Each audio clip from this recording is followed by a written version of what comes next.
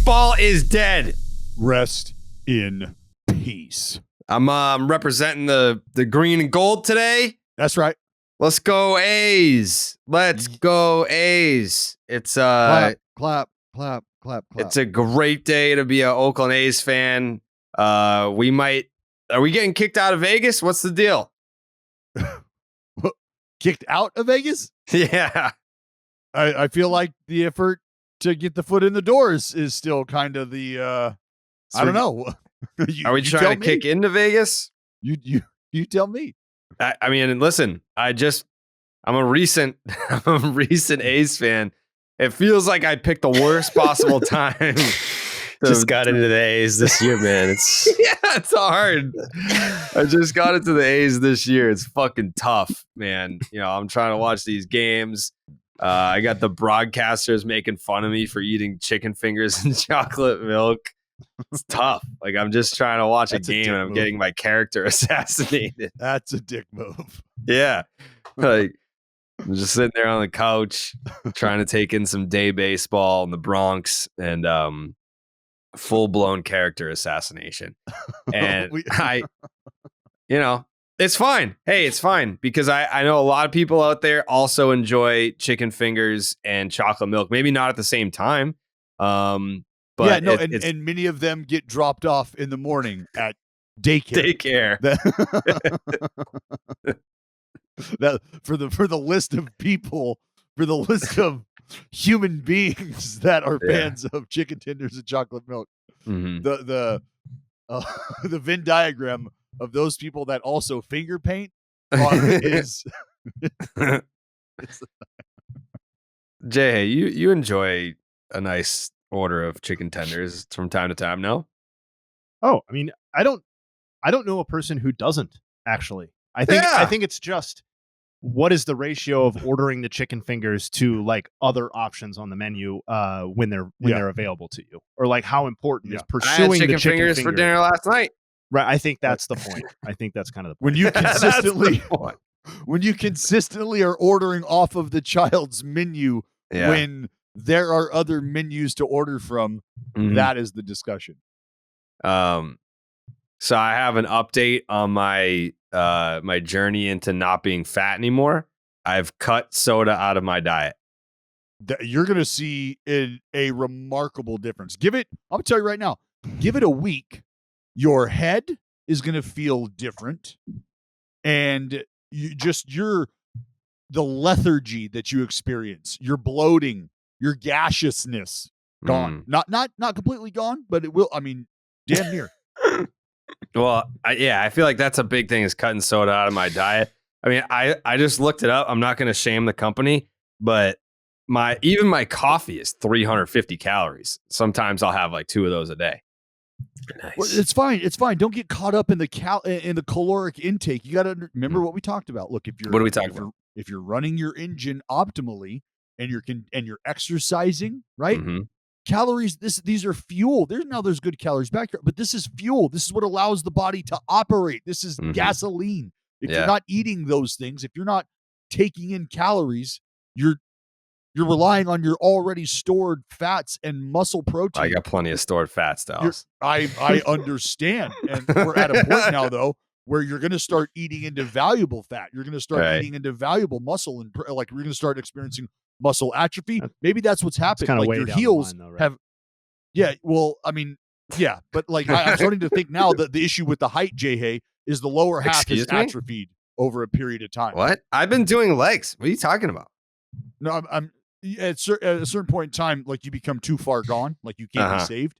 And I'm saying that's why, like, it wasn't the coffee that stunted your growth, and it wasn't just a bad gene pool. I'm 5'11".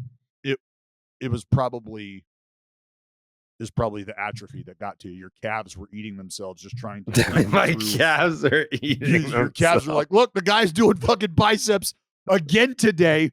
We're gonna have to pull a little off the Achilles. And I don't know if we're going to bounce back, but, we'll see. Hopefully the guy wears a tight T-shirt today and this all pays off. Because if he doesn't, we very well could fucking fall down the stairs on our face because of our calves. When do the A's come to Boston? What month is that? July, I believe. Oh, that's plenty of time. I'm going to have like tree trunk quads by then. Oh, yeah? Yes. I'm on like week 6 or 7 of my leg program. Yes. You'll see. Yes, I You'll will. see. I'll let you when we'll be down on the field. Red Sox I'll let you A's see my Fenway Park. legs. I'll wear the shortest shorts you've ever seen. I'll shave my legs so you can see the definition. You know what? No, you can't. If I see you in a pair of shorts, I'm gonna fucking lose my mind. I am. Why? What's wrong with me wearing shorts? Wait, are short? Can we no longer do shorts? No, you absolutely can do shorts. Oh. I have just never in my life even thought about seeing Jared's legs. Laugh it up now. Get him out now. I'm just saying. Get it out now because the clock is ticking on all these leg jokes being timely. Eventually they're going to become outdated. And I hope that day comes. It's already kind of here.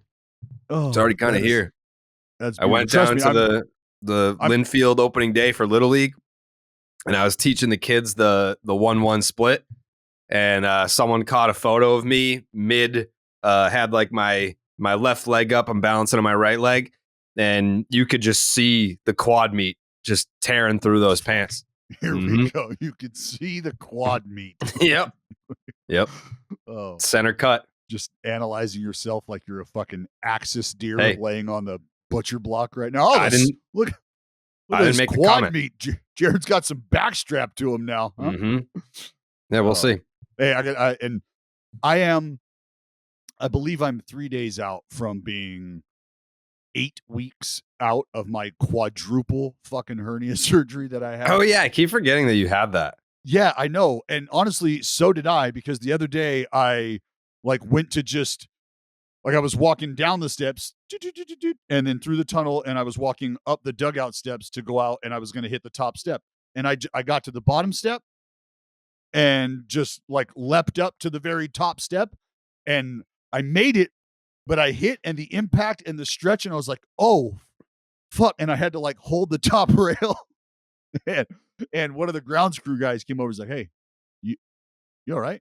Am I gonna need to go get a trainer? Are you good? I was like, fuck. I don't know if I'm all right.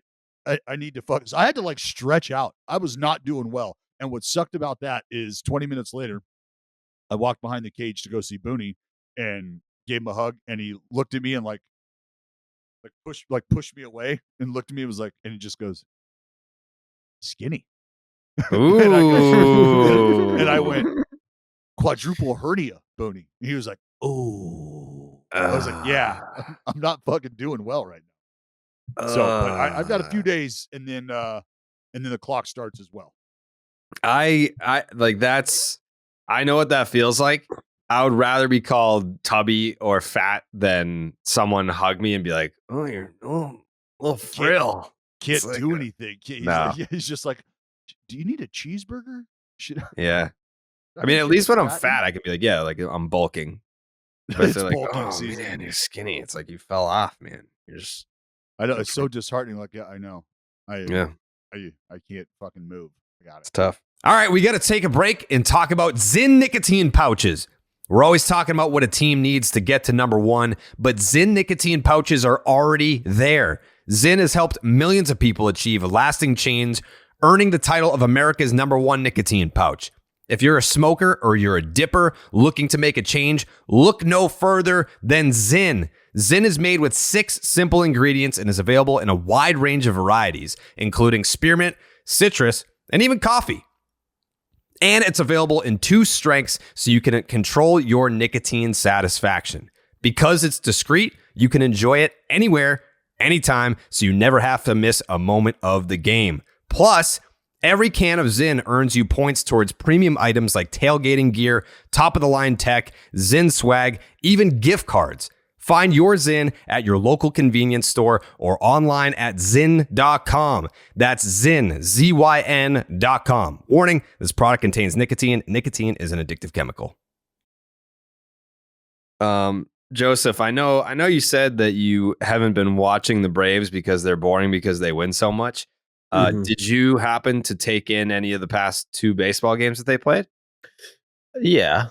Okay. Do you have any thoughts? Maybe because we have a Red Sox podcast that we do, but even the listeners of that podcast have been complaining, being like, "I am begging you to bring up the Red Sox on Baseball is Dead," and what better time to do that than after the Red Sox play the Braves, and to ask you what you think about the Red Sox this year. My honest opinion on the Red Sox. Mm-hmm. Them boys, they can hit. They can hit. They can hit. They can hit. They can hit. They got some nice relievers who used to be on the Braves. Yeah. Fucking Yeah. two By the of way, them last night. Chris Martin Kenley and Jansen. Kenley. Wait, Chris Martin was on the Braves? Yeah. I only remember him with like the Rangers and Dodgers. I didn't know he was on the Braves. Yeah. So last night was a double revenge game for your Sox against us. And, got to tip your cap. But yeah, look, Kenley, the guy is insane. Guy was throwing 99-mile-an-hour cutters last night. Oh, I mean, where's that coming from? I don't know. So the whole thing during spring training was, how is the pitch clock going to affect Kenley Jansen? And I went down there, sat on one of the benches, and watched him pitch on. He did live ABs against like 2 or 3 different guys on the backfields, and I took out my stopwatch and timed him every single pitch. He was delivering a pitch within 10 seconds every single time. I was like, okay, all right, yeah, like doesn't look to be laboring, like he's throwing strikes, like velo looks good. And I want to say Lauren Shahadi of MLB Network did something like like when they do like the whatever, like 30 ballparks in 30 days or whatever, when they interview, like they go to like a different camp a day during spring training.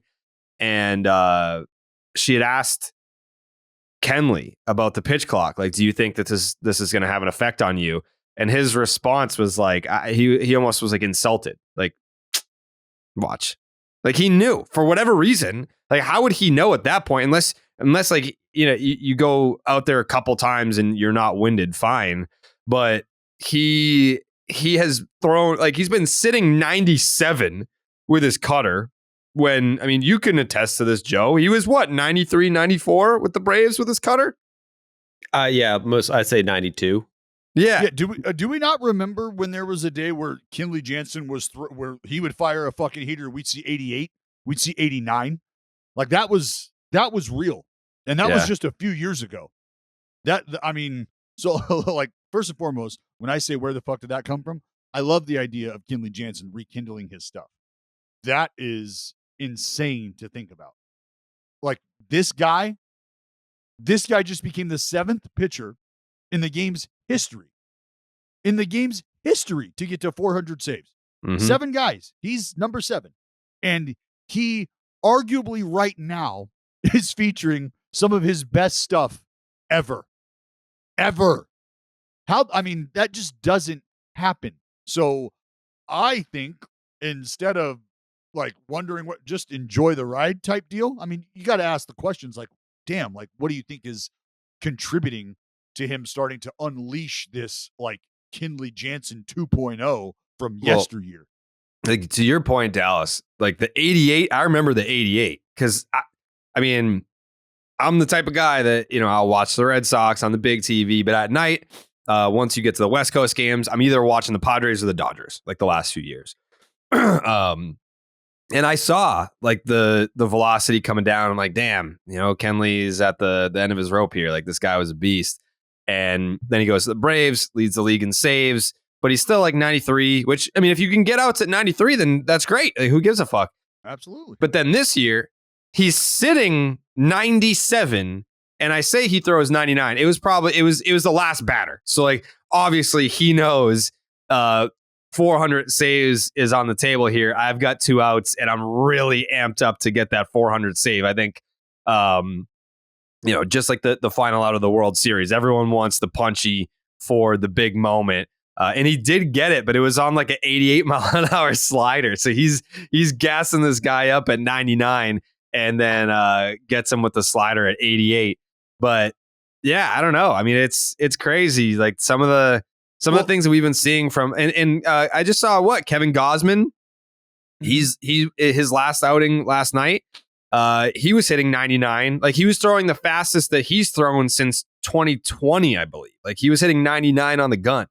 So I don't know. Like, guys are just like, how do you do that? Like, I get that there's adrenaline in certain situations, but that's a pretty drastic jump for Kenley to go from 93, 88 to 97, 99, and then Gosman's just like, yeah, I'm just going to decide to throw 99 today. Chris Sale, same thing. Chris Sale was fucking throwing 99 to Bryce Harper over the weekend, and he hasn't hit 99 since 2018.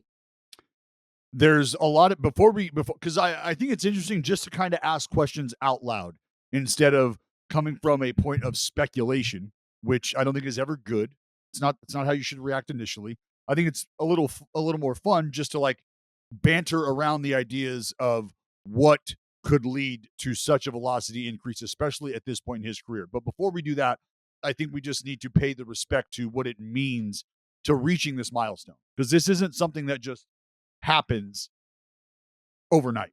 This takes clearly. What's moving behind you? That was me. Oh, my dog, maybe. He blends into the. Oh, there he is. Yeah, he's right there. Yeah. But you don't just stumble upon this benchmark overnight. There has to be a ton of viability, productivity, durability, all wrapped in one over a long period of time. And that's what Kenley Jansen has provided really since 2012. It's been 25 plus saves every year since 2012. And then you start to get into 2014 and you're looking at 40 plus at times. I mean, 2015, the next year, he didn't get quite to 40. And there's some years after that as well. But you're talking from 2014 on, it's 35 plus saves every fucking year and punching the world out. That's why it's just remarkable to think about how the stuff is evolving now. And just for namesake, remember, Kenley Jansen joins Mariano Rivera with 652 saves, Trevor Hoffman at 601, Lee Smith at 478 saves, K-Rod 437, John Franco, give me the lasty, 424, Billy Wagner, give me the lasty, 422. And now Kenley Jansen joins the 400 save club. Mm-hmm. Which is pretty cool. Like, he grew up a Braves fan and did it in Atlanta. I think I saw the tweet about the video that they gave or made for Kenley, and Andrew Jones was a part of it. Let me see if I can get the names. And then Cora was talking about it after the game, saying how fucking cool is this that JT's out there at second and Kike's out there and for Kenley's 400th. So the congratulatory video to Kenley Jansen that he got in the clubhouse. Joe Torre, AJ Ellis, Clayton Kershaw, Ozzie Albies, Russell Martin, Austin Barnes, Eric Gagne, Andrew Jones, Jurickson Profar, Jonathan Scope, Rick Honeycutt, his wife, and his kids. That's pretty cool. That's awesome. Yeah. Rick Honeycutt was the guy that the Dodgers bullpen coach that after they added the bullpens where they are at Fenway Park in like the 1940s, decided to complain about where they were located because during the World Series, he was like, they're too damn close to the fans. Like, the fans can just yell at the players. Like, bro, they've been there literally since fucking Hiroshima. He's also the guy who tried to cheat with a thumbtack during a game and then accidentally cut his forehead and was bleeding out of his face and got ejected for it. He got ejected for bleeding out of his face? It was a mosquito, not a thumbtack, Joe. That's slander. What's the full context there, Joe? Is this like in one of your videos? Yeah, I've mentioned this multiple times. I have to like re-look it up to get all the facts right. I think it was a thumbtack that he had like in his glove, or like it was like taped to his thumb and he was, scratching the ball against it. And then wiped sweat off his face with thumbtack on his thumb. So he just fucking cut his forehead open. And I think he either got ejected or had to come out of the game, but it's a legendary story. That sucks. I fucking one time in Texas, I popped a fucking ammonia cap with my thumb, and the fucking fiberglass in the ammonia cap into my finger, bled all over my fucking finger, and I almost had to come out of the game. Ooh, and it stung a little too. Yeah, that was not. But I had I had to have the trainer pull fucking glass out of my finger. Yeah, no, thank you. Jayhay, do you have any stories about cheating in sports in your younger years? Cheating? No. I mean, I have a story of getting cheated for sure. Do tell. Sure. Weird, slighted, weird. Yeah, Clancy and I have told this story a few times, I guess. But for all the listeners who haven't, was this like the dad was like the home plate umpire or something like that? Right. That's exactly right, Mr. Maxwell. Yeah, we were on the same team in Little League, fighting for a championship in the title game. I was pitching, and the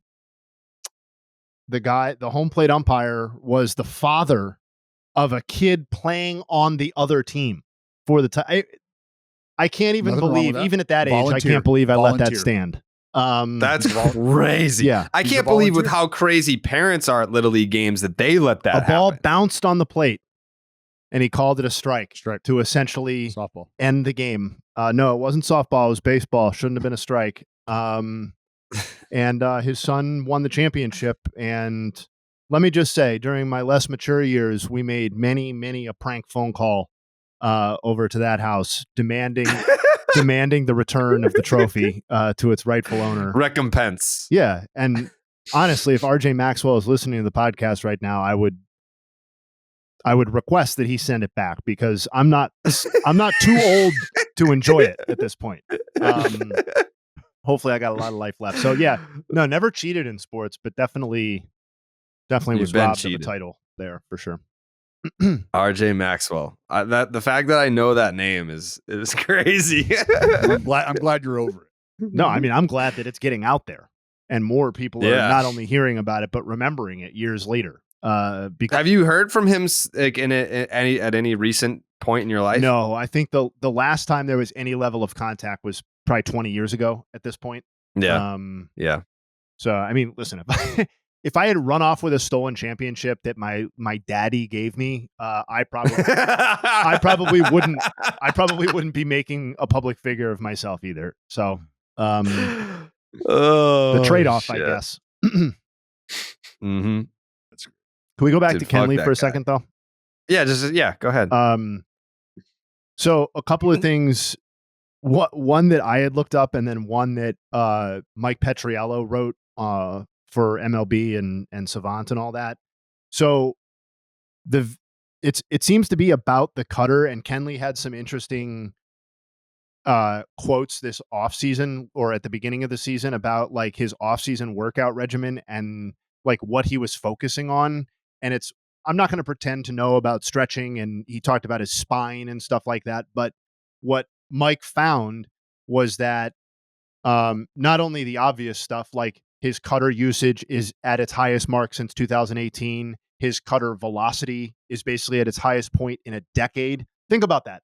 Think about turning the clock back 10 years. Mobility on your cutter velocity. And just to go back, he's throwing it about 79% of the time, which is much more like what, like the cliche Kenley that we all kind of knew back in the day, relying on that one pitch. And then Mike found that he's traded cut on the cutter for rise, and that's part of obviously the increase in velocity, but he's got 35% more rise than cutters thrown like at that trajectory basically. And then his release point, and this is what I found particularly fascinating, and I would love Dallas's comment on if he has anything, is that his release point is functionally a foot closer to third base and several inches lower, and it lines up.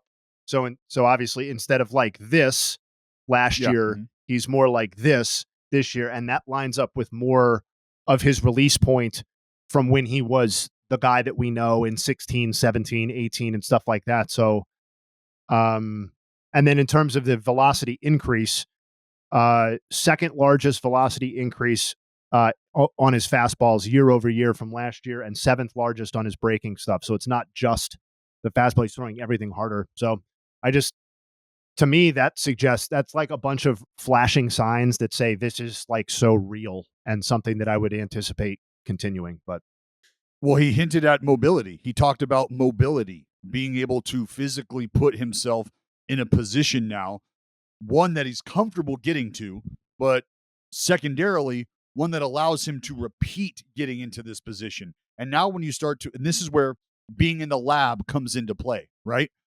I can now correlate what I'm feeling with a number, and now I can correlate the result with the feeling, and we sort of have a number to identify what all of that should look and feel like, right? So if I start to feel off, now I start to think about a certain number or a certain set of numbers, right? Maybe it's extension, maybe it's release height, and those are things that you can continue to evaluate. Now you start to get into spin axis, and now you start to talk about spin efficiency. And those are things that you can really hammer out and pinpoint how often you're repeating these things. And so now you're correlating, where am I at in terms of head space, arm space, release point? What do I do to continue to get here and repeat this? Because the numbers are telling me when I do, my profile, my pitch profile, shit is taking off now. Stuff is really starting to finish now. And that's where we get into, for some of the smaller pitchers or guys who might not throw as hard, they don't have that 95 flashing across your screen early. Well, perceived velocity, extension, those are some things that can help mask or kind of put a little lipstick on your 92. Now your 92 puckers up and looks maybe 94, 95, because you're just maybe that much closer than other guys who look like you when you let the ball go. So if we all are the same height, all letting go of the ball in roughly the same area, but for whatever reason, Joey is fucking 3 inches farther out there, shit looks a little different coming out of Joe's hand. Joe's 94 or Joe's 92 looks like all of our 94.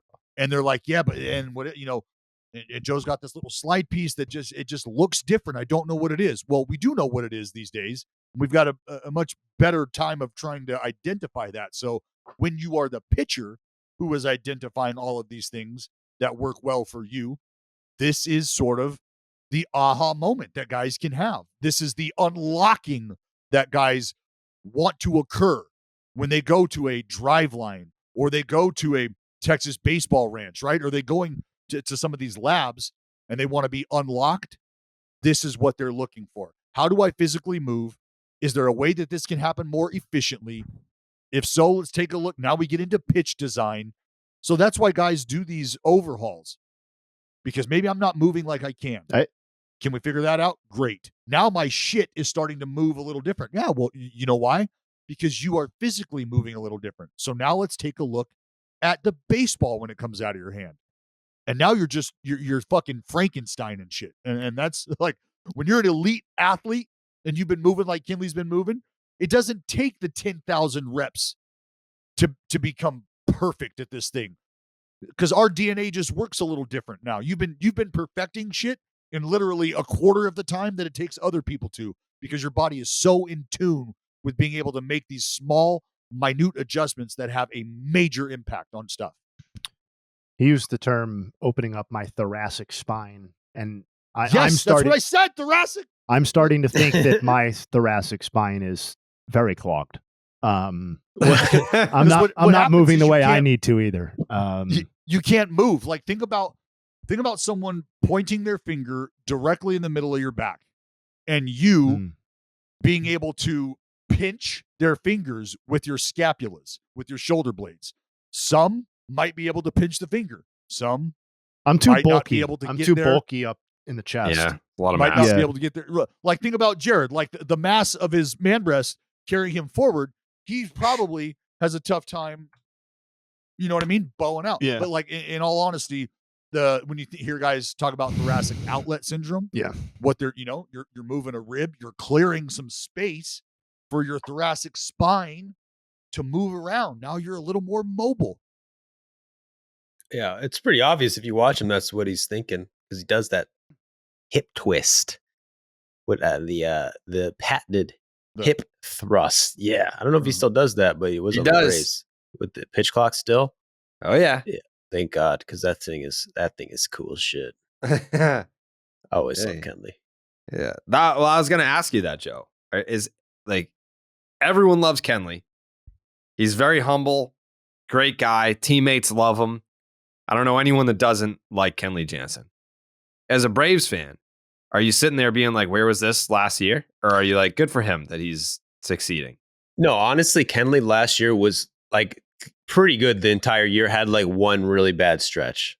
And it was like a few weeks where he was bad. I think his numbers look a lot worse. And they're not terrible. There was like a 3.3 ERA. Did he not lead the league in saves last year? He did. Yeah. But there was like a lot of heart attack saves happening in there. Well, yeah, I get it, but the fucking job got done, for Christ's sake. Yeah, but I'm more talking about like where were the 97, 99 mile an hour cutters last year? That's fair. That's a fair inquisition. But that's why I said like so what do you guys think? Like if like based on everything I just told you about mobility and being able to move around, I think it's a matter of being physically comfortable. Yeah, but I mean, he's also had like experienced back tightness in the last couple of weeks as well, where I think it was his first appearance after he was down for maybe 2 or 3 days because of the back tightness, and then the next time out he blew a save, his only blown save of the year. But yeah, I mean, like mobility, obviously, if you're feeling better, then that there's obviously a correlation between that and the jump in velocity. So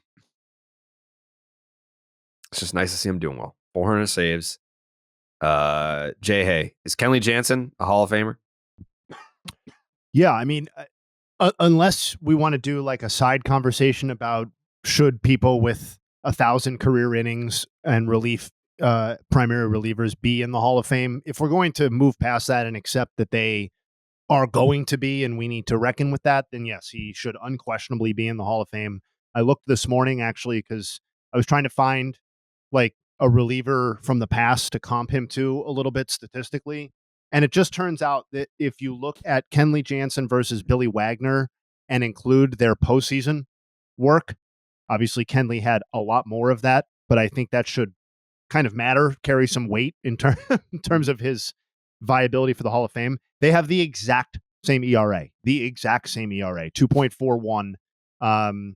And Wagner's innings lead on him is down to about 70. So Billy Wagner is trending towards getting in the Hall of Fame.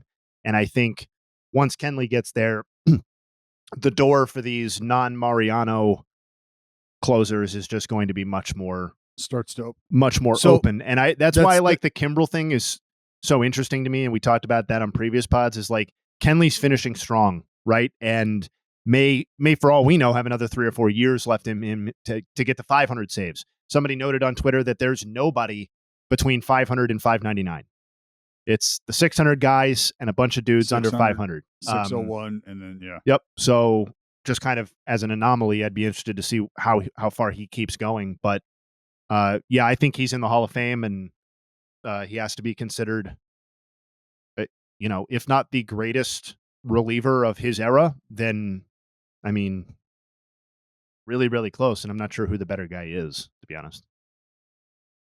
Because Kimbrel fell off. I mean, if you want Kimbrel's peak, that's fine. But I think Kenley's body of work and what he was able to contribute on a postseason level is going to look pretty good. These are two guys I remember us three talking about 4 or 5 years ago about the trajectory of their path, and it being Hall of Fame worthy, Mariano Rivera-esque, like they're going.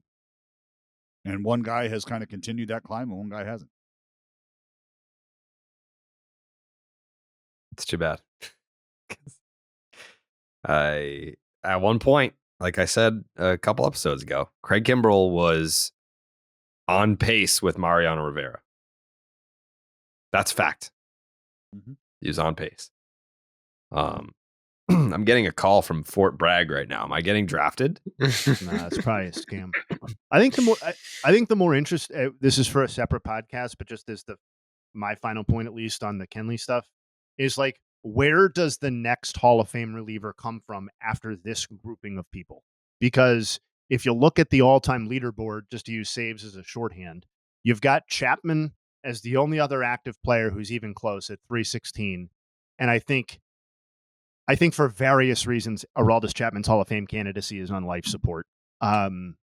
If he was ever moving in that direction to begin with, then you have Mark Melancon at 262. I think we can move beyond that. God. And then, all due respect to Mark, who I know is a big listener with the podcast, Edwin Diaz at 205 would be the next active player. And so I think like, I'm very interested to see where the closer in the Hall of Fame conversation moves as we go forward, and fewer people are installed in that position over a 10 or 12 year period. And the save and saves stop being the shorthand by which we measure closer greatness. I think that's the next thing to get over.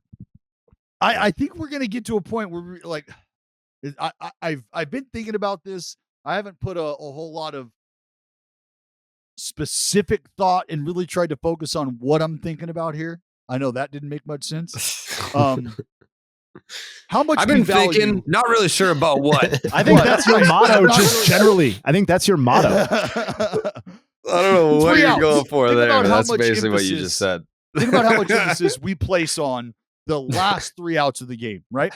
And I will always go to war for how different they are than the other outs in the game. And there's a ton of truth to that. But it's almost like we have vaulted the last 3 outs of the game over what it's like for a guy to be able to get, say, 18 to 21 outs in a game, all himself. And when did that become more important? When did the one guy getting 3 outs consistently become more important than having a guy or multiple guys who can get you 18 to 21 outs every time they take the ball? That's every 5 days, which allows the guy in the back there that we're running out there for just 3 of them to be as good as he is. Because that guy doesn't get those opportunities if you don't have the guy who can account for 18 to 21 at a time. And that's why I think the era where the save was fetishized, like, from, let's say, the late mid 1980s until, kind of like the present day, really, I guess, or 5 years ago. That's why I think it's going to look even more silly in hindsight, because if you strip away the save statistic, and that's really what we're talking about here, is a measurement for reliever greatness.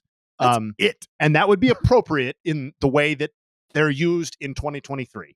If we're going to strip that away, then doesn't it make something like Johan Santana not being in the Hall of Fame and a guy and a great reliever like Edwin Diaz or something like that, who's going to end up with fucking like a third of the innings pitched of Johan Santana and not that many saves when it comes down to it? Like, doesn't that make that seem even more ridiculous? Like, if the save isn't what it is, then why are some of these relievers in the Hall of Fame when Johan, who threw literally 3 times as many innings as some of these guys that we're talking about, is not, was like kind of one and done on the ballot?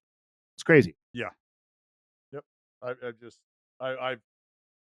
I've wondered, and I've tried to, think about the arguments, and that's why the statement about me, I've been thinking about this, and I'm not sure how I've been thinking about this kind of came about, because I understand how important those 3 outs are, but I know that guy doesn't shine if he doesn't have a guy or two in the rotation handing him the ball or handing the ball to the bridge that allows him to be who he is.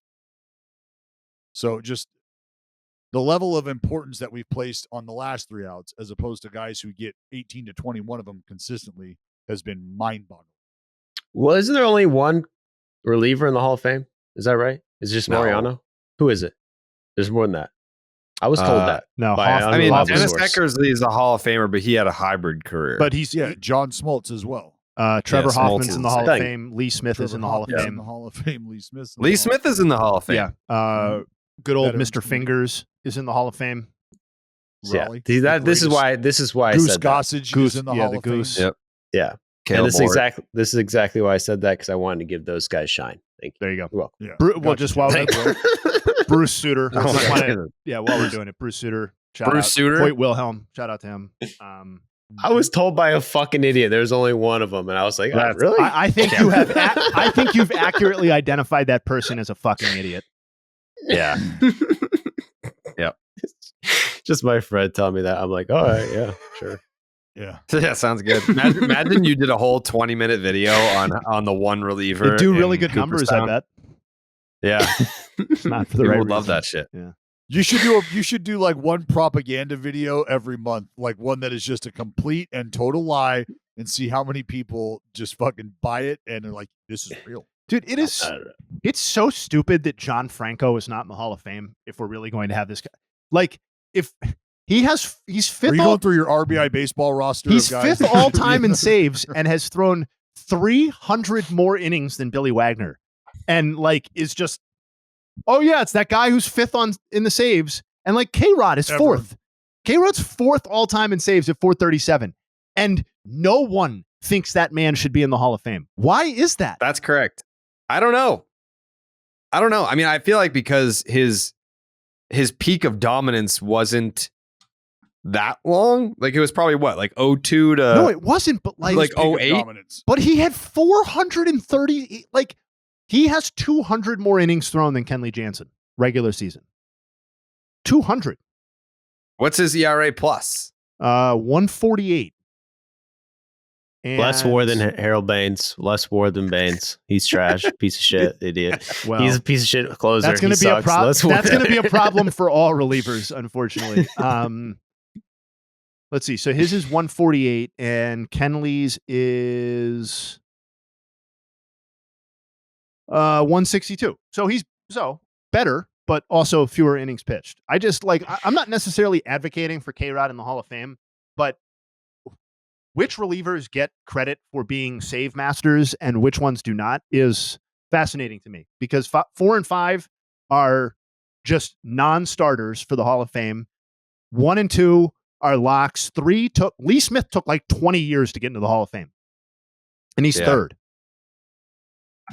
I just remember like that was like a thing for the longest time, was that Lee Smith was the Red Sox leader in saves for the longest time until Papelbon broke it.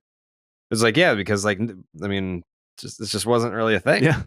Like the whole having a guy that goes out there and saves games concept is just, we're still trying to figure out what the fuck it means. I played with a guy by the name of Russ Springer.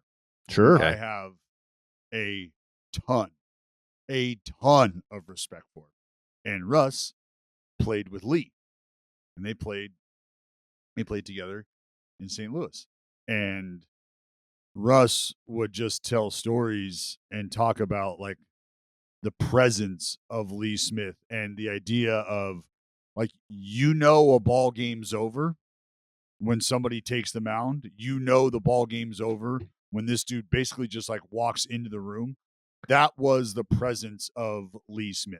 And he was talking about Lee Smith like he was talking about Lee Smith not getting into the Hall of Fame because people might be so fucking scared just to even comment on Lee Smith being a Hall of Famer, not being and he was like joking about it because that's how goddamn intimidating Lee Smith was. Like just a dude not to be trifled with at all, and a guy who gave off the impression that he was going to come in and rip your fucking heart out and eat it right there on the mound. And you're not going to do nothing about it. I can attest to that, bro. MLB The Show. He's got a card. And they put him in, and I face him in MLB The Show, and he strikes me out a lot. And I can attest, intimidating presence for sure. The other thing too, I think nerds are going to ruin the closer entirely because speaking from it's already over. Close experience here in Boston, like you've got an electric reliever in Garrett Whitlock. And what do the nerds say to do? Oh, put him in the rotation. Like if he's that good, then he should start. Like I think we're just going to start seeing that. Like, but see, that's what I'm talking about when I ask the last 3 outs of the game and the first 18 to 21. It's almost like the nerds are going, now that I think about this, having a guy this fucking good, instead of letting him out there for just one inning, wouldn't it be great if we could identify guys that could, I don't know, start the baseball game and maybe get out over the course of, say, 6 or 7 innings? Holy shit. Hold on. I think we're onto something, boys. We'll call it a rotation of arms. Let's start the game. Let's call it a starting rotation. I'm calling complete Holy fuck. I'm calling complete bullshit on this because here's what's actually happening. No, it's already happening. No, hold on. Not that part. Is that analytics people have been advocating for the best people to be in the rotation or to pitch the highest leverage innings as opposed to the last 3 in the game for the entire time that I've been a baseball fan. And it's been old-timey managers and front office people who had to get moved out of the way who said, oh, no. This man, this delicate flower can only be disturbed when the moon is at a certain angle and it's the 9th inning of a 3-run game. 4-run game? No. 3-run game. No. 3-run game in the 9th inning. Jayhay, And if it's the 8th inning, tying run on deck. 10th inning, no. Tying run on deck. Tying run on deck.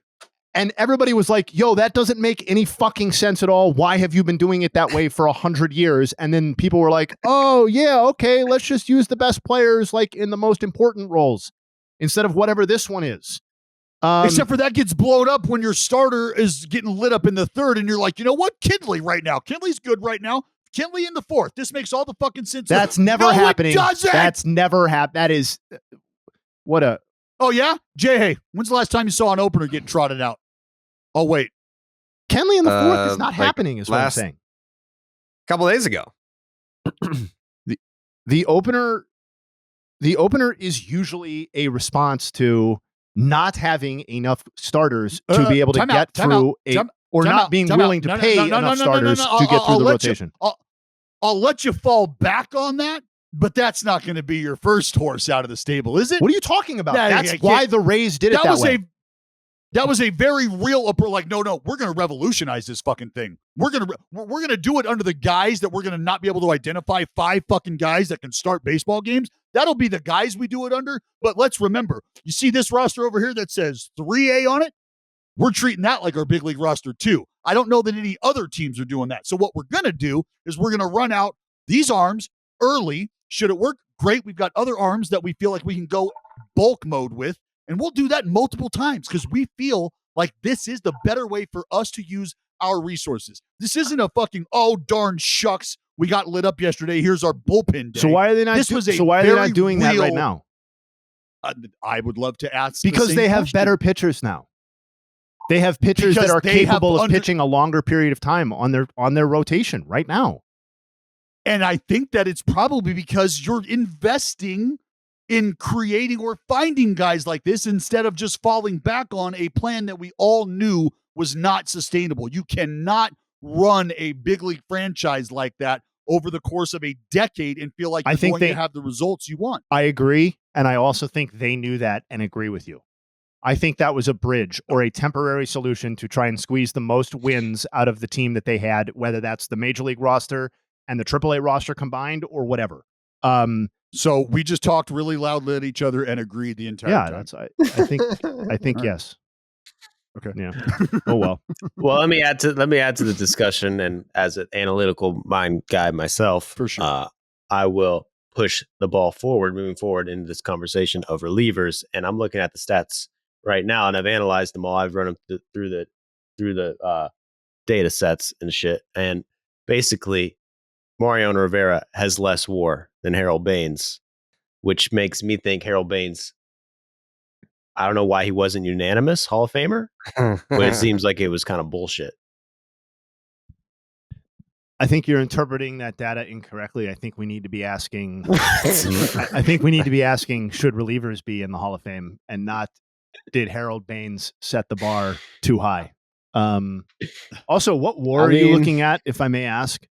Because Mariano Rivera's got 56 and Harold Baines has 38. So your friend gave you Your friend gave you Yeah. terrible Your info friend has again. fucked you up. Whoever you've the hired as baseball your doesn't researcher is exist just research sandbagging department is not great. No. Yeah. I'm on Fangraphs, motherfucker. Ever heard of it? Your I'm on fucking research, Fangraphs. your R&D department is having a fucking acid flashback, Joe. You should probably get a hold of them. Oh, to be fair, I did not look up Harold Baines' WAR. I just had one in my brain that it was like 30. It was like 40 something. I don't know what it is, but Mariano Rivera has 39 on Fangraphs, and Harold Baines has loading. We're loading. It's not loading, but I would say Harold Baines has more than 39. Let's see. 38. It's about the same. It's about the same. Well, that's the problem with accounting stat sometimes is that when you play for 40 seasons as a position player, you're able to slowly grind out positive increment movement, as opposed to Mariano, who had the class to resign after 19 seasons of high level baseball. Yeah, it's wild though, the way that WAR works, where it's like it just makes relievers seem like worthless. You know, the best one of all time is like going against Harold Baines, who's become a meme because of Jayhay. So that's kind of sad. God, what an honor. But if you look at wins probability added, which I think is valuable, right? High leverage situations, closers and relievers are, I mean, yeah, look at the top 5 right now. I'm looking at it. It's 3 out of 5 of them are relievers for pitchers. So there's definitely value. I mean, there's not coming out in the WAR, but to say they're not like, they're useless now is kind of, that's too far. Well, anyways, let's talk about the DraftKings Sportsbook. This is baseball season. It's in full swing. Whether you're rooting for the home team or betting on your favorite player, DraftKings Sportsbook has got you covered for all this season's action. And right now, new customers can place a $5 bet and get $150 in bonus bets instantly. Plus, everyone can hit one out of the park with the DraftKings stepped-up same-game parlays. Boost your winnings with each leg that you add up to 100%.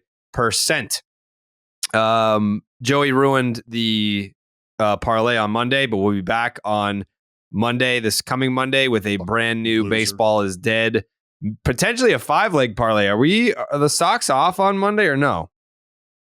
No, I think we're playing the Mariners. Yeah, we got the Mariners. All right, so it's going to be a 5-legger. I'm excited for that. Join the big league action right now on DraftKings Sportsbook. Download the app, sign up with the promo code Jared, Jared. New customers can bet just $5 on any bet and get $150 in bonus bets instantly only at the DraftKings Sportsbook with the promo code Jared. Just to put Justin Verlander on the, hold on, Kenley real quick. Go ahead. First pitch of his career. First pitch of his 97. career. 97. Fastest one in the last start? 99. Or in his last 99. outing? 99. Yeah, 99. Yep. Saw that. Move on.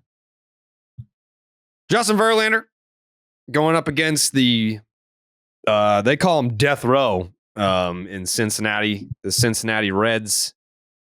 7 innings, 2 hits, 1 earned run, only a couple walks, and 7 strikeouts. Perhaps what's more important than beating the Cincinnati Reds and the Mets winning a game, Justin Verlander becomes the 21st pitcher in baseball history to beat all 30 teams. That's pretty cool. Awesome. That is so cool. That's almost as, or just as rare as a perfect game, right? I don't know. I would say, dude, like, how many perfect games I'm are being there? honest, there's 23. But like, I like numbers aside, like the number of times it's happened, that is way fucking cooler. Way fucking cooler to me, anyway. Well, it's a larger body of work. You've got to stick around. I think I don't want to say it's easier now because of how they do the schedule, but we can say that there was a large chunk of baseball history where this was physically impossible. So we're dealing with a smaller fraction of baseball history where you start talking about interleague, and now this is the first year where you're playing everybody basically. But you said it. The longevity has to be there. It has to be there, regardless of what sort of schedule. Like a kid starting today, like, hey, Shane McClanahan. Is Shane McClanahan going to be able to beat all 30 teams? Absolutely. He'll have the opportunity to do so should he be available over that period. But the scheduling, as far as it goes, plays into the favor of Shane McClanahan as opposed to what it looked like for Justin Verlander doing this. So that is just such a feather in the cap. You know what I mean? Like it's almost one of those super cool, really important, awesome things that isn't maybe in the forefront of your mind, but when you think about it, is a major flex. A major flex. Like that's something to behold in my opinion. And I started thinking about this because the dominance of this dude has been something that has gone on for quite a long time, and it's gone on everywhere. He has dominated everybody, and it's like without looking, because I have looked at this. So I mean, maybe you guys have, maybe you haven't, but without looking off the top of your head, who do you think is the team that has given Justin Verlander the most fits over his career? So who do you think he has the highest Twins? career ERA against? The Twins? Joe? Yankees. Jayhay? It's the guards. Jake? I missed the question I was posting for our other podcast. Red Sox. Just say Red Sox, dude. Who do you think has had the Red best Sox. success against Justin Verlander? Yeah, it's got to be the Sox. Yeah. Okay, all right. No, it's Jayhay's shitty team. It's the Cleveland Guardians. Oh. 4.53 ERA over 54 starts. That's 337 and 2/3 innings, 310 hits allowed, 170 earned runs. He's got 359 strikeouts in those 337 innings with 120. He's given up walks. 170 runs to the guards. 170 earned runs, 177 total. That's tough. That's a bad day at the office. Gave up 170 today. Yeah, but against the Twins, that was your guess, Jared? Yes. 267 innings, 267 and 2/3, 2.76 ERA for Justin Verlander. Okay. 268 punch outs in those 267 and 2/3. Yeah. I was going to ask you guys, do you think you can name any of the other pitchers who have beaten all 30 teams? There's a lot of notable names on here. It's not, obviously you've got to be notable to hang around long enough and be good enough to beat all 30 teams. Kershaw? Clayton Kershaw has not done it. Well, I guess he can't do it, right? Yeah, he's been a lifelong Dodger. Right. Idiot. Hot, Dallas. This guy is high as fuck. Greinke? Zach Greinke has done it. Yeah. Roger Clemens? Roger Clemens has not done it. Pedro? No. Pedro Martinez has not done it. Nolan Ryan? Nolan Ryan has not done it. The first pitcher to do it looks like it was Al Leiter. So 2002 is when pitchers started doing this. Tom Glavine, Greg Maddux. No. Neither one of them? No. Motherfuck. Yeah. Al Leiter. I feel like, Jayhay, what are you cooking in your brain right now? I'm just waiting. There's a lot of obvious names on here. I wasn't it's not cooking. like I'm just fucking waiting for Dallas to answer the question. For God's sake. I mean, Joey got one. Joey got Zach Greinke. Dallas has I'm not 1 got for one. 1. Jayhay. Dallas is 0 for 12. Yeah. I'm just sitting with the lead. I'm chilling. I'm not going to name anyone else because I know one of these guys started game 1 of the 2004 World Series. Wainwright. No. Another guy pitched in the 2004 World Series. Another guy pitched in the 2004 ALCS. This guy pitched for 50 years. This guy Jamie Moyer. Jamie Moyer. Jamie Moyer is on the list. Woody Williams started Game 1 of the World Series against Tim Wakefield. Nice. Kurt Schilling is on the list. Kevin Brown was the guy in the ALCS that I was referring to. Vicente Padilla somehow made this list. Javier Vasquez, a lot of 2004 representation, gave up the 2 bombs to Johnny Damon in the ALCS that year.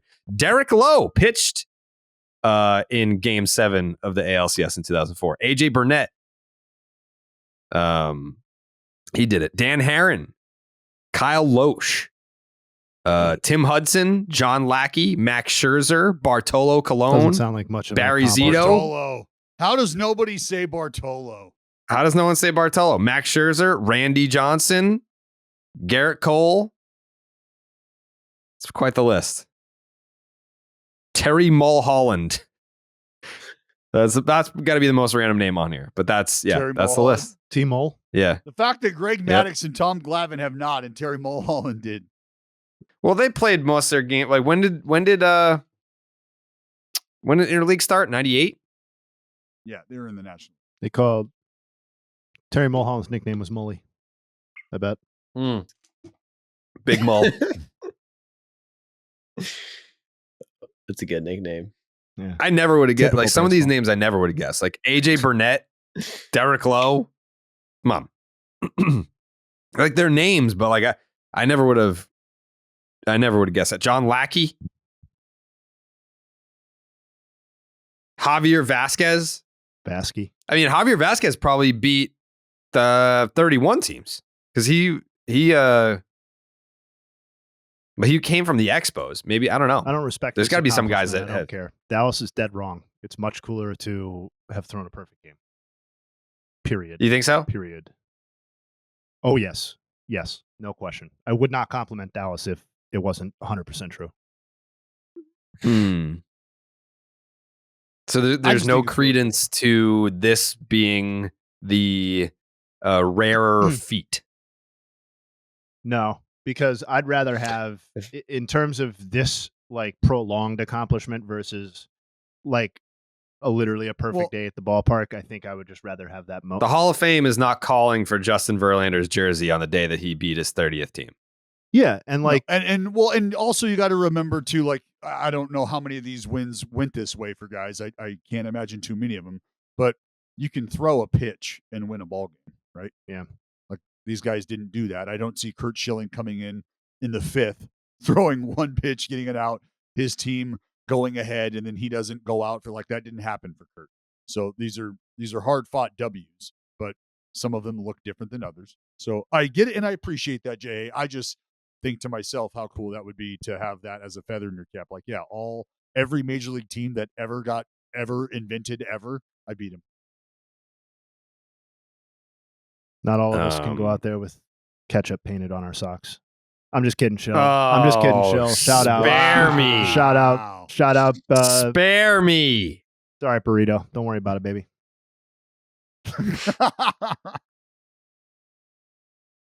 The big, Spare me the with big that. burrito. I mean, we are talking to a guy that literally threw a perfect game, and he's telling you that beating 30 teams is more impressive. Yeah, So. I'm telling him he's wrong, like I do on stuff all the time. I'm telling him he's wrong. I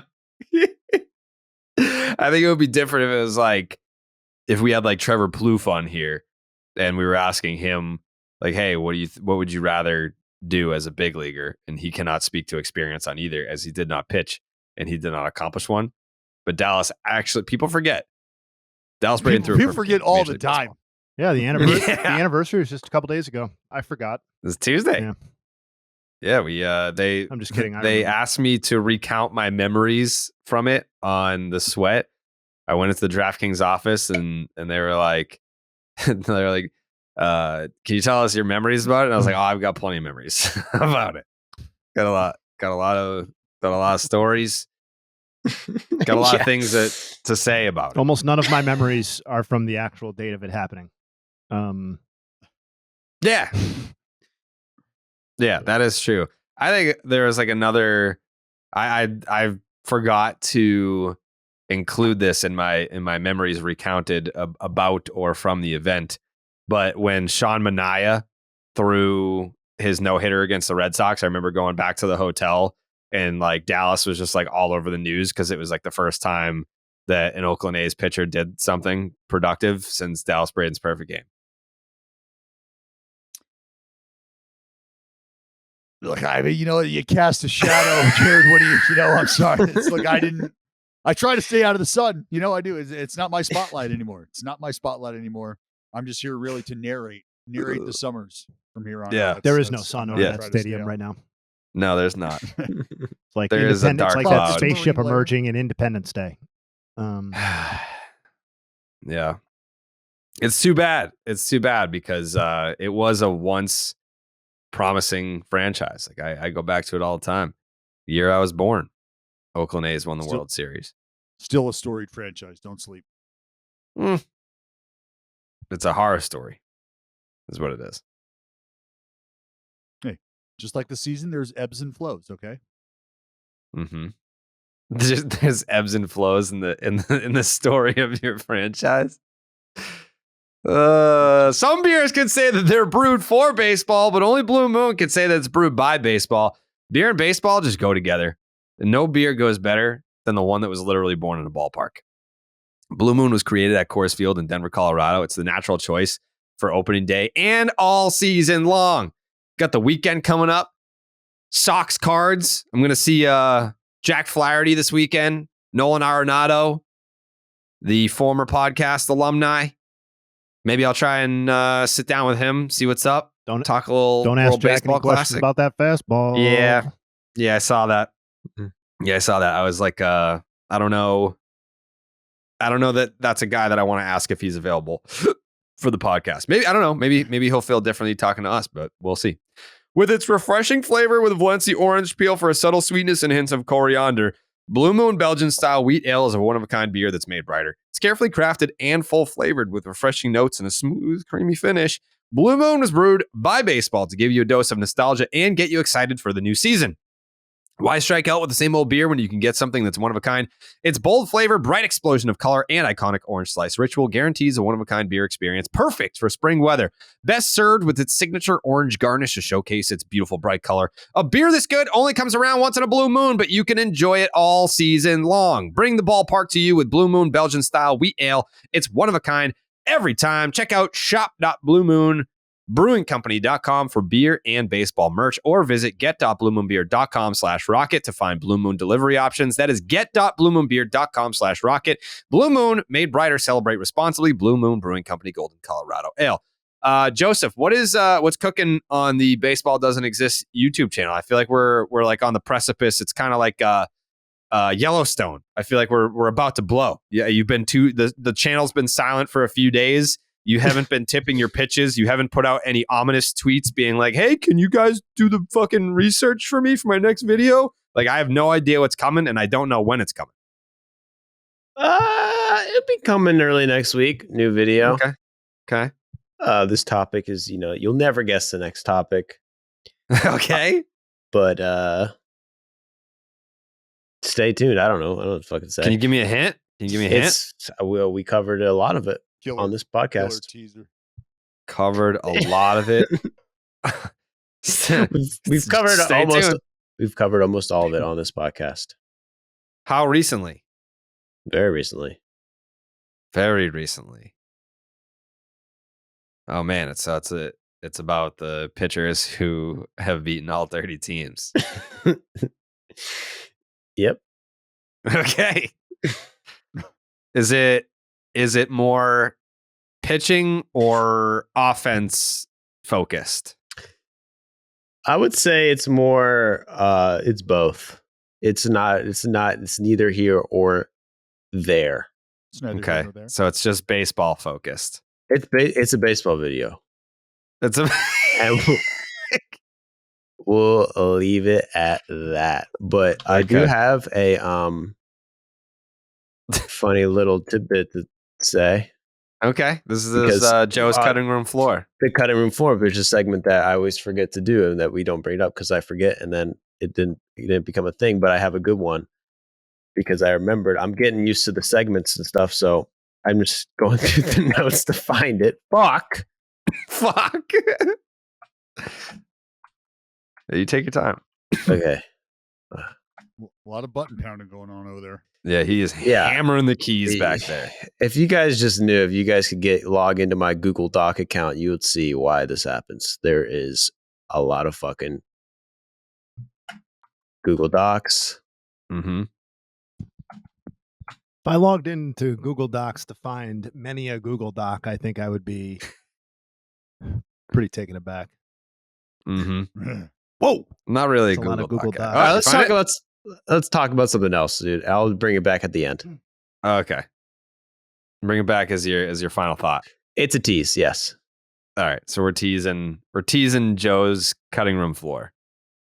Kind of to bookend the Kenley Jansen conversation from earlier. Jake's takes. Do you have anything you want to add on the Kenley conversation, Jake? Yeah. I mean, it was really cool to see him do it against the Braves, team that he grew up loving. I mean, Cora said it after the game, like the Braves are probably in his mind the best team in the NL. So, I mean, just another big win for the Sox. And I mean, we talked about it on Name Redacted, but blowing saves last year for the Red Sox was pretty much their worst Achilles heel. And this year they just aren't doing it. So can I read that stat again? Massive. Yep. So I did a little research last night in regards to Kenley Jansen being a Boston Red Sox.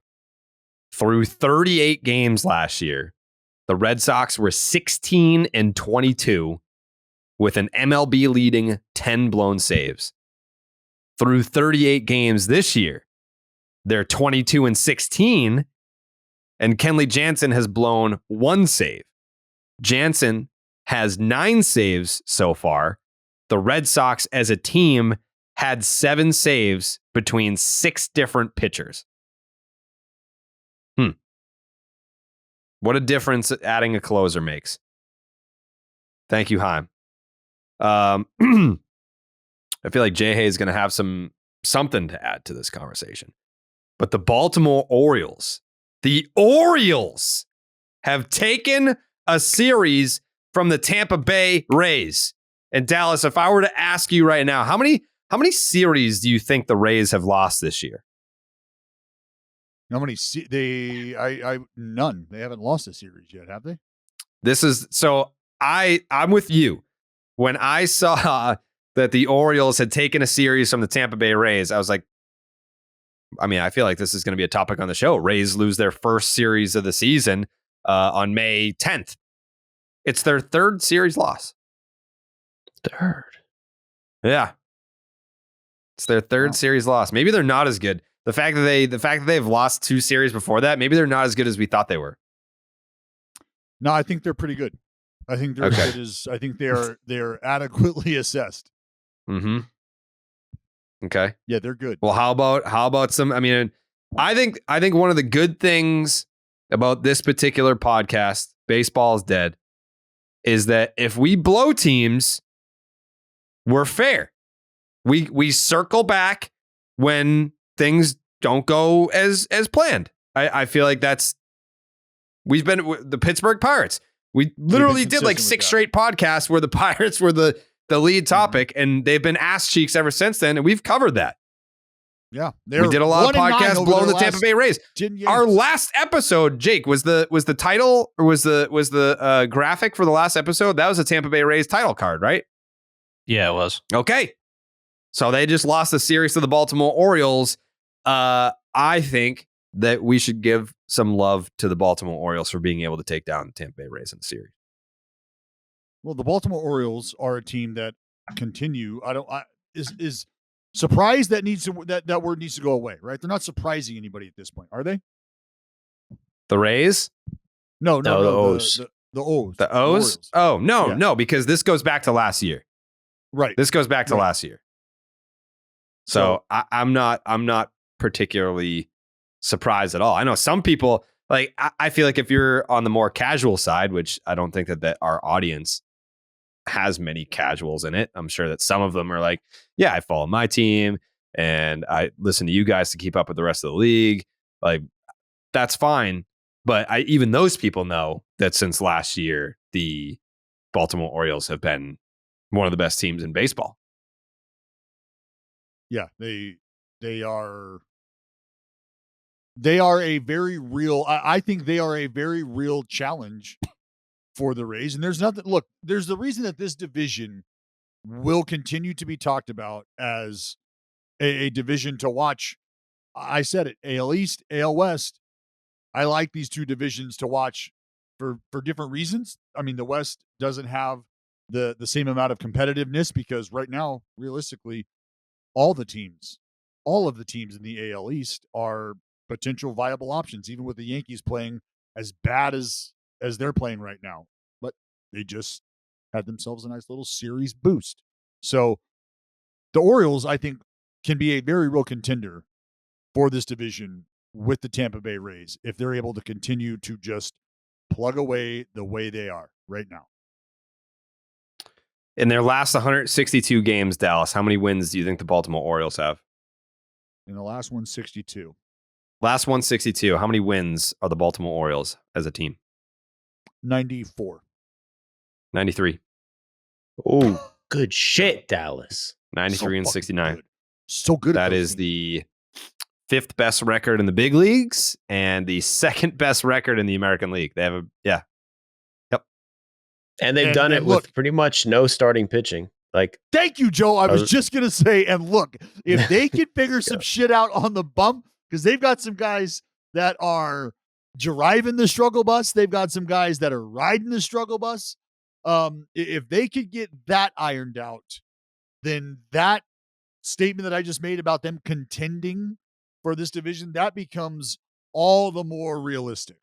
All the more realistic because they just don't have they don't have anybody starting baseball games right now that it feels like is giving them their best chance to win. It feels like you almost go ahead.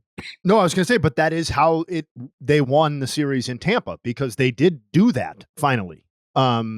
They finally got outings from their starting pitchers. Correct. Yep. That are because I think the kid it was Kramer, Grayson Rodriguez, and Gibson, and they combined for 4 earned runs in 17 2/3. So Gibson's been good this year. And that's for a rotation that's got like an ERA north of 5 on the season. So they haven't been doing that. Kramer for me, I don't want to say he's like a it's not been great, but he sucks. If he's a dude that can figure it out, like if he can seriously give me a fucking 4-2. Is he or is he not a guy where we know what he is? I mean, like, it's not like he's new to the big leagues. This is what, his 4th, 5th season? No, he's not. But look, Jared, I have a hard time just casting guys off, especially when we see the evolution or the. You have a hard time saying that this is what he is because he hasn't played for the Rays yet. Yeah, and also because he is a Stockton, California native. Sorry. But yeah. But yeah, I think there's some things left to be desired here, in my opinion, with Dean Kramer because he's got good stuff. He's got good stuff. It's really when I've watched him because he's pitched against us a few times. It's just I think it's a lack of command and a lack of maybe of an idea of what he wants to get done, what he's looking to accomplish in his outings. That's and I say that as somebody who has paid attention to him closely during his outings for the reasons I just mentioned. He's a Stockton boy. He's a 209er. So I've watched him. I've paid attention to him. So the Stockton stuff 209, baby. We can't read. We can't read, but we can play ball though. Well, that's what I'm saying. Maybe I want Dean Kramer to read a scouting report a little closer. That's still one of my favorite things. I keep that essay. I keep that essay saved in my phone just in case I need to whip it out anytime and just spit bars on Stockton, California. I keep that thing on me. Shout out to the Baltimore Orioles. Again, 2nd best record in the American League. over their last 162 games played. Second to they're tied with the Toronto Blue Jays in fairness, but still second best record in the American League, only to the Houston Astros, who I believe have won over 100 games, 101 games, which is even more impressive when you consider how painfully mediocre they've been to start the year this season. Joe, guess how many runs Yennier Cano's given up since we last talked about him? 0. Yeah, you're right. He hasn't given up any runs all year. He's given up 3 hits this year. What is it? His changeup? He's given up no hits on? Yep.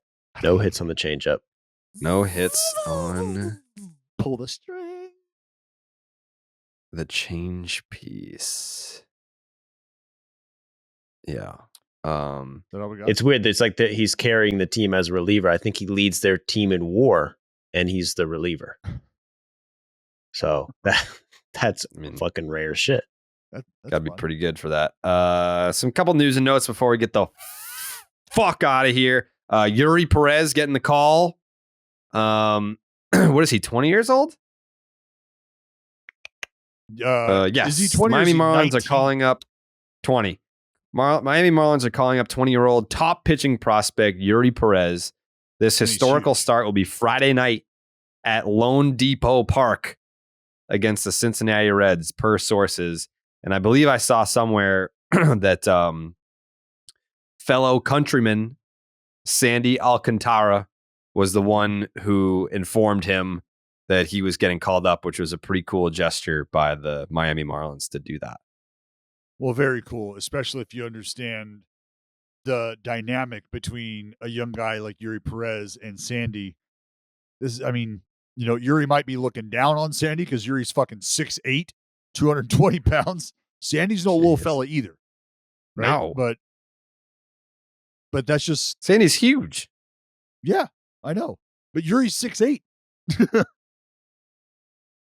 I mean, if I were to guess, Sandy's got to be like 6'4". 6'5"? I was going to say 6'5". Yeah. Sandy Alcantara is 6'5". There you go. Monster. Big pickup, second place Marlins. They're on the Braves' heels. Braves are on a losing streak. Marlins are knocking on that door. 19 losing 19. Streak, you lost one game at the end. Yeah. Two ships passing in the night, Joe. Mm-hmm. Shout out to Miami Marlins. You see those home runs that Jorge Soler hit the other night? Oh my god! Jesus Christ, where is he gonna? I mean, if I don't want to ruin the vibes in Miami by saying what team is Soler gonna end up with at the trade deadline, because obviously they have a winning record, right, Joe? They're 500. They're 500 even. Yeah, 19-19. Okay, I mean, well, they're not out of it, and I don't know. I'm curious to see where some of these pieces are going to end up. Jorge Soler, sure, a lot of teams are going to want him. And then you also have to consider Aroldis Chapman, the previously mentioned Aroldis Chapman, who randomly signed with the Kansas City Royals to revive his career. Soler to St. Louis. Okay. They need another outfielder. Aroldis Chapman sucked so bad that he was going to be left off the playoff roster. He was all over his bullshit in New York. He had a tattoo get infected and he missed time because of that. Yeah, they were going to leave him off the playoff roster, so he just abandoned the team, went to free agency, signed with the Royals. He's pitched 12 2/3 innings. He's got 20 strikeouts, a 110 whip, 14.2 strikeouts per nine, a 2.84 ERA. And he has not let up a home run yet. According to reports, there are teams already calling the Kansas City Royals to gauge where they're at on trading the veteran left-hander. Biggest takeaway from that is that it's May 11th, and the Royals are already receiving calls about what they're going to do with players. So nice season. Nice season you got there. Cool. Don't care where Chapman ends up. Nice season. Yeah. Jayhay, you got any nugs for us? Damn it. Yeah, I'll give you some rapid fire nugs. Okay, friend of the podcast, our boy, Justin Steele. Another win last night. He's now 6-0 on the year. Two things here. Fourth Cub to start 6-0 or better through the first 8 starts of a season. Arrieta in 2016, Dizzy Dean in 1938, and as we all remember, King Cole in 1910. Yeah. He also has a 1.96 ERA over his last 22 starts. We've been tracking that every start. No reason to stop now. Shout out to Erod, who handled the Guardians pretty easily last night. What a renaissance season for Erod. 51 2/3 innings with a 1.57 ERA now. That's tied for third in innings pitched and second in ERA behind only Sonny Gray. His fastballs, his assortment of fastballs, he throws 3 of them, have been absolutely dominant this year. 152 batting average allowed. That's the best in baseball. Jack Flaherty had some, we played it on the podcast yesterday, had some really nice comments for the reporters there about how they don't know pitching and how he plays with his velocity and can succeed at lower velocities. Turns out not so true. I looked it up this morning. Highest slugging percentage allowed against 4-seamers thrown 92 miles an hour or slower since the start of last season. Of the 114 pitchers who fit the qualifications, his slugging percentage of .889 was the second worst in baseball. So I don't think there's success to be found at those lower velocities with his 4-seamer. As it turns out, maybe those reporters were onto something. And then lastly, you brought up Yuri Perez. Just a quick note. He's thrown 186 innings pitched in the minor leagues. That comes with 266 strikeouts, 260 strikeouts, and 122 hits allowed. 122 hits in 186 innings. I mean, he's literally as dominant as a pitching prospect has been in the minor leagues in some time. So this could be really cool. That's what I got. Looking forward. Interesting. Are there any like big? Not that they ever amount to much, but what have the big league comps been? I'm not sure they're really. I mean, I don't necessarily know. I would also say that, as Dallas pointed out, he's 6'8", and there really just aren't that many comps for 6'8", 20-year-olds who throw like this and who have had this level of actual on-field success in the minor leagues either. Like, it's kind of a unicorn gets overused, but yeah, it's. I mean, it's pretty rare, man. So it gets misused, it gets overused because there's only one unicorn, and this is not unicorn, but this is about as rare as it gets. For that reason right there, you don't even have a name to throw out there. It's like a centaur. Like, I'd love to. It's like that. It's right, like that image that A-Rod has hanging in his house where he's like half man, half beast, half man, half horse. It's kind of because like I think you instantly think like, Dwight Gooden. You think Kerry Wood, like those kind of rookie, like, oh man, could this be? But I mean, those dudes are not 6'8", both crazy shit. But I don't know, man. I'm tuning in. This is going to be fun to watch. Yeah. Joseph, final thoughts? Well, I found the cutting room floor segment. This is from my last video about MLB attendance, kind of looking into what teams do to get fans to come to games year after year after year after year. And I found this promotion, which was a minor league promotion, the Altoona Curve. The first 1,000 fans who went to the game got a picture of the GM's gallbladder. What? So 1,000 lucky fans, and it gets better. One lucky fan, after they did the raffle, got the actual gallbladder. What? I believe there's got to be like an FDA thing. There's got to be rules against this, right? Like you fucking giving away human organs.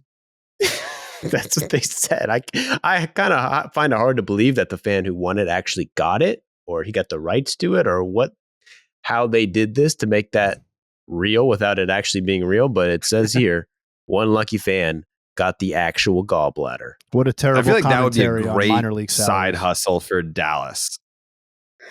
Yeah, like that would be a great side hustle for Dallas. Is selling organs. Come up with minor league promotions. Like, just, hey, get in an alternate state of mind, take whatever hallucinogenic drugs that you need to take, and tell us how to get fans to show up. Like, Dallas would just go on some sort of retreat where he becomes one with himself and then creates a list of the most crazy minor league promotions. I had an incredible promotion early that I tried to get going at the at the Stockton ballpark, because this is something that I did when I was a little kid. They like you go to the rodeo and they just fucking throw you on the back of a sheep if you want to, and you hold on and they let that sheep take off, and you try to hold on to that sheep for as long as you can, right? 8 seconds typically. And so I thought about like, let's get some little kids and let's get a couple sheep and let's do like child jousting. So we'll get the kids on sheeps, right? And you could, yeah, and then you get them in saddles and you get them fixed in their saddle on the back of sheeps, and then with like big soft extendo swords, you could just fucking trot them off against each other. You put them in the opposing team's uniform, boom, just a quick little 2 out of 3 in between innings. I feel like that's putting asses in the seats. Absolutely. Yeah. So my question would kind of be like, why children? Why couldn't we get adults to do like jousting on horses in between innings instead of children on sheep? That's where you start to get a little aggressive. There's probably some safety concerns in there because the kids, you throw a little helmet on. Let the kids. Yeah, we don't have to worry about the kids' safety. It's they're just falling off the back of a sheep. It's not like it's not like some drunk assholes falling 8 feet off the back of a horse onto his neck because he didn't even see the joust coming. He's too worried about taking a selfie up on the jumbo board, and instead he gets fucking decapitated by the other guy who's actually paying attention. Like, these kids are going to be locked in, right? Like, you hop these little fellas up on cotton candy or whatever, get these little boys and girls just jacked up on all kind of sugar, put them on the back of a sheep, and let's fucking have at it. I got a couple great ones that are kind of like that. Not exactly, but this one minor league team did a cash drop night, cash grab. They dropped $1,000 into the field and just had kids pick up the money. They had like 12-year-olds and then like 5-year-olds. 2 kids were injured. 1 was hospitalized. I was at a human cannonball night in 2008 or 9. Like, the video on YouTube is the video that I took, and it still comes up. It got like a bunch of views on my YouTube channel from like high school, and they just literally, it was like the human home run or something. So they shot the dude over the fucking fence. And see, the Dizzy Bat Race for me is an all-timer. It's an all-timer for obvious reasons, because nobody sober is getting talked into or signing up to do that. So you're already venturing into, well, I don't know what this could be about here. And you get 2 of those people on the field at the same time trying to run a race dizzy. Like, I don't care if it's 30 feet, 100 feet. It's all entertainment to me. I love it. I fucking love it, because somebody's falling. Somebody's going to potentially break something, and that has me glued in. Like, I mean, Dallas, you're onto something here, because in the 80s, the Braves did something similar where they were so fucking bad they couldn't get anyone in the games. Ted Turner got on the back of an ostrich and raced it on the field. The owner, and the ostrich crashed into the dugout, and so he ate shit. People and might forget somehow about there's no video of that. It's crazy how there's no video. People might forget about my my between inning prowess. Like, I've been a hot dog in the president's race in DC, and I was used as a distraction, right? The presidents are running, and I forget which president that I was teamed up with, but I was in his hot dog scooter, right? Like his little hot dog thing. And when the presidents got to him, I popped up. They were going to buy a hot dog during their race, and then I popped up out of the hot dog thing, and the presidents kept running. They took off, and they get down to the fucking right field line, and I jumped from like the grass. The president's already through the bullpen gate. This video's out there, Joey. I jumped from the fucking warning track, boom, fly over the warning track, and spear the fucking president. Stuck him. Took him down. Sounds like Teddy. To me, that sounds like Teddy. I think it might have been Taft. They just put you in the costume. They didn't short into that one. They didn't say this is Dallas Braden. They're just like, no, it's a random guy. Well, it was when I was at ESPN. Damn, dude. Yeah, good times. Jake, any final thoughts? Yeah, I love Xfinity. Oh yeah, me too. I do. Yeah, the baseball season's rolling. It's the best time of the year, and there are games all day, every day. And when I'm watching all the games and recording all these podcasts every week, it can be tough to get a handle on it all. But thanks to Xfinity 10G network, I can stay on top of everything. With Xfinity 10G, you can power an entire house full of devices with ultra low lag, so you and everyone that you know can stream every single game at the same time and never miss a pitch. And if you're on the go, Xfinity has your back with millions of Wi-Fi hotspots. Introducing the next generation 10G network only from Xfinity. The future starts now. Learn more at xfinity.com/10G. So before we get out of here, who do the A's got this weekend, Dallas? The Texas Rangers. Oh, yikes. And that's a 4-gamer, huh? Yeah, I don't have to work Saturday. Holla!